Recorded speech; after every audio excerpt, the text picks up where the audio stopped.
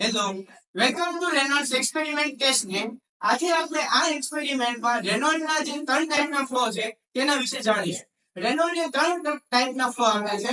પહેલો flow laminar છે, બીજો ફ્લો ટર્બ્યુલન્ટ છે અને ત્રીજો ફ્લો ટ્રાન્ઝિશન છે.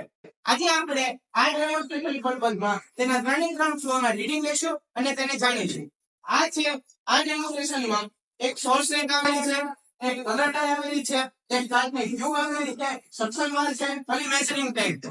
હવે આપણે આ સોર્સ ટેપમાંથી સેન્ટ્રીફ્યુગલ પંપ દ્વારા કલર ડ્રાઈવમાં પાણી પહોંચાડીશું અને આ કલર ડ્રાઈવની ઉપર સલ્ફેટ પોટેશિયમ સલ્ફેટની એક ટાંકી આવેલી છે, જેના દ્વારા આપણને ફ્લોની ખબર પડશે કે તે લેમિનાર છે, ટર્બ્યુલન્ટ છે કે ટ્રાન્ઝિશન છે. આ કાચની ટ્યુબમાં જે પોટેશિયમ સલ્ફેટ વહે છે અને આ સક્શન પાઇપને ખુલ્લો રાખતા આખો ખુલ્લો રાખતા લેમિનાર મળે છે, બંધ કરતા ટ્રાન્ઝિશન મળે છે અને અડધો ખોલતા ટર્બ્યુલન્ટ મળે છે. ત્યારબાદ આપણે મેઝરિંગ ટેન્કનો એરિયા માપીશું અને ત્યારબાદ તેમાં ઇનિશિયલ અને ફાઇનલ રીડિંગ લઈશું. હવે આપણે સેન્ટ્રીફ્યુગલ પંપને શરૂ કરતા સોર્સ ટેન્કમાંથી કલર ડાઈમાં પાણી જશે.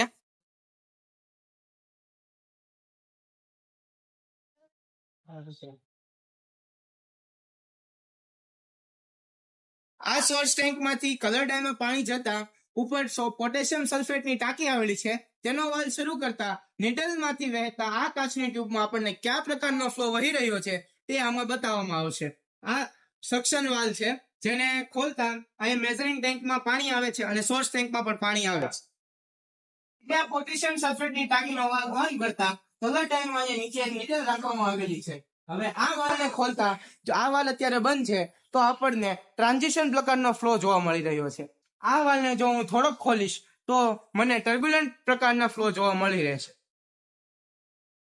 આ ટર્બ્યુલન્ટ પ્રકારનો ફ્લો છે જે વમળ બાય વમળ વહી રહ્યો છે. અને જો હું આ સક્શન વાલ્વને સાવ ખોલી નાખીશ તો મને લેયર બાય લેયર વહેતો લેમિનાર પ્રવાહ જોવા મળશે. હવે આપણે લેમિનાર ફ્લો માટે મેઝરિંગ ટેન્કમાં આપણે રીડિંગ લેવાના છે.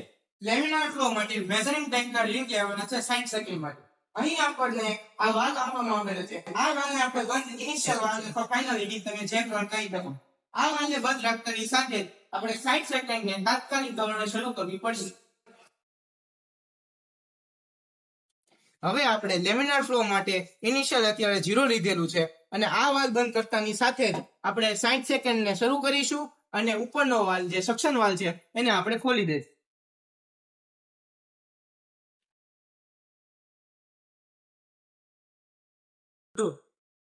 હવે આપણે લેમિનાર ફ્લો માટે રીડિંગ લીધેલા છે, જેમાં ઇનિશિયલ 0 હતું અને ફાઇનલ રીડિંગ આપણને 19.5 જોવા મળેલ છે. ત્યારબાદ આ વાલ્વને બંધ કરી દેવાનો છે, જેમાંથી મેઝરિંગ ટેન્કનું પાણી સોર્સ ટેન્કમાં આવી જશે. લેમિનાર ફ્લોમાં હવે આપણે જોયું તેવી જ રીતે ટર્બ્યુલન્ટ ફ્લો માટે ઇનિશિયલ 0 લીધેલું છે. આ વાલ્વ બંધ કરતાની સાથે જ આપણે 60 સેકન્ડ શરૂ કરી દીધી છે અને સક્શન વાલ્વને પણ શરૂ કરી દીધેલો છે. આ જે ફ્લો વહી રહ્યો છે કાચની ટ્યુબમાં તે ટર્બ્યુલન્ટ પ્રકારનો ફ્લો છે. અહીંયા આપણે અડધો જ વાલ્વ ખોલેલો છે અને તે પાણી જે આ સક્શન વાલ્વમાંથી પાણી આવે છે તે મેઝરિંગ ટેન્કમાં જાય છે અને અહીંયા તેનું રીડિંગ બતાવવામાં આવે છે. આ જે ફ્લો વહી રહ્યો છે તે ટર્બ્યુલન્ટ ફ્લો છે, તે અહીં મેઝરિંગ ટેન્કમાં ભેગો થશે. અહીં આપણે આ વાલ્વ બંધ કરતાની સાથે જ 60 સેકન્ડ શરૂ કરી દીધેલી છે. અહીંયા આપણે ઇનિશિયલ અત્યારે 0 લીધેલું છે. હવે જે પણ રીડિંગ આવશે તે ફાઇનલ રીડિંગ આવશે. હવે આપણે આ વાલ્વને બંધ કરી દીધો છે, ઇનિશિયલ 0 આવી ગયું છે, 60 સેકન્ડને શરૂ કરી દીધી છે અને ઉપરનો સક્શન વાલ્વને પણ ખોલી દીધેલો.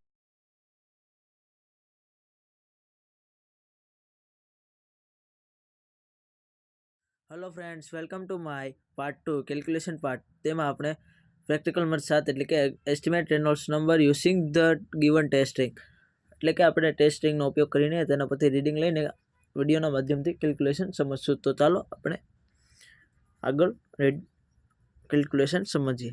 તો સૌથી પહેલાં તેમાં ઓબ્ઝર્વેશન આવે છે, એટલે કે ઓબ્ઝર્વેશનમાં આવશે મેઝરિંગ ટેન્કનો એરિયા અને રૂમ ટેમ્પરેચર એટલે કે ટેમ્પરેચર. આમાં બે વસ્તુની જરૂર હોય છે. પહેલું તો મેઝરિંગ ટેન્કનો એરિયા, તે આપણે જે ટેસ્ટિંગ હોય છે તેના પરથી મેઝરિંગ ટેન્કનો એરિયા માપી લેવાનો હોય છે. ને રૂમ ટેમ્પરેચર એટલે કે એ તો સ્ટાન્ડર્ડ જ છે, એટલે કે કોમન જ છે. 0.001 જેટલું આપણું રૂમ ટેમ્પરેચર હોય છે. તો ચાલો આગળ આપણે સમજશું. તો Now we will understand the calculation of the reading taken from the Reynolds testing.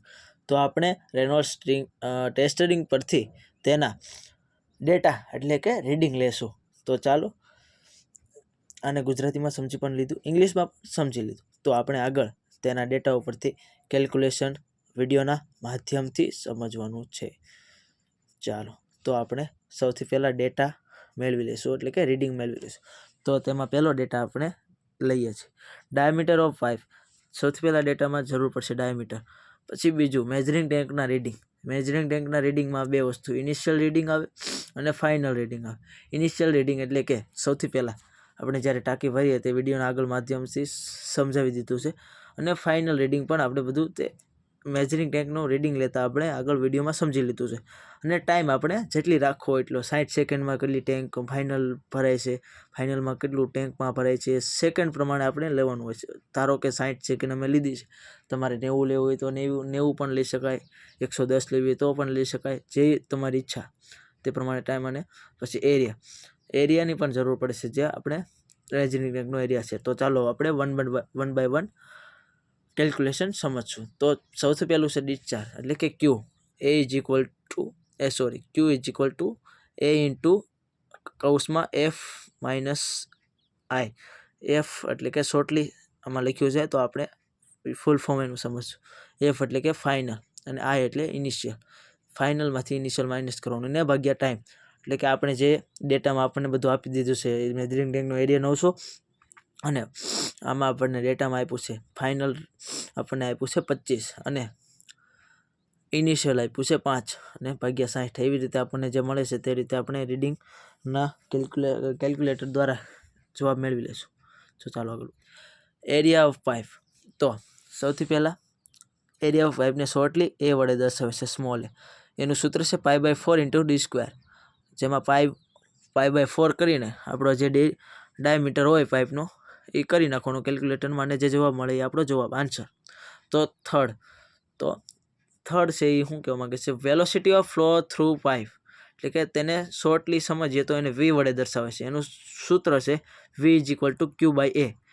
ક્યુ એટલે ડિસ્ચાર્જ અને એ એટલે આપણે જે એરિયા મળ્યો તે એને કરી કેલ્ક્યુલેટરમાં કરીને આપણે જે આન્સર મળે એ પ્રમાણે જવાબ મેળવી લેવાનો. ત્યારબાદ રેનોલ્ડ્સ નંબરમાં સૂત્ર છે તેનું ડેન્સિટી એટલે કે ડેલ્ટા ઇન્ટુ વી ઇન્ટુ d/u.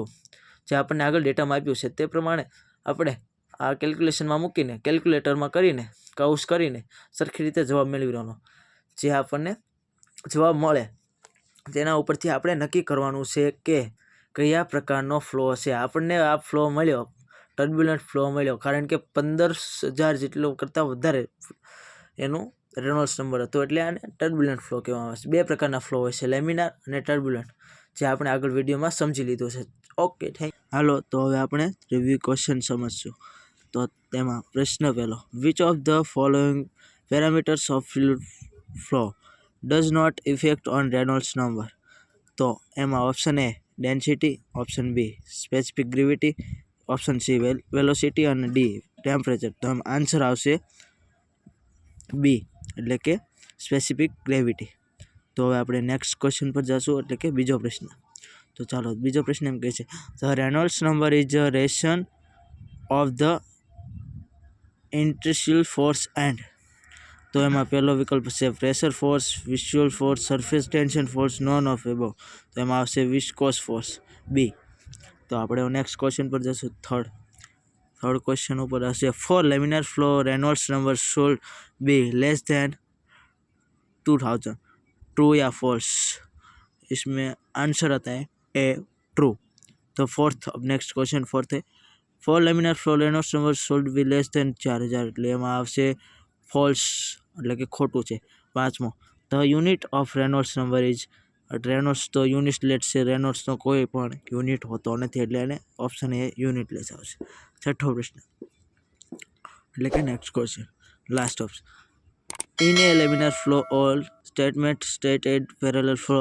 એમાં આન્સર આવશે ટ્રુ એટલે કે સાચો. Thank you for full audio watching and subscribe, like and share.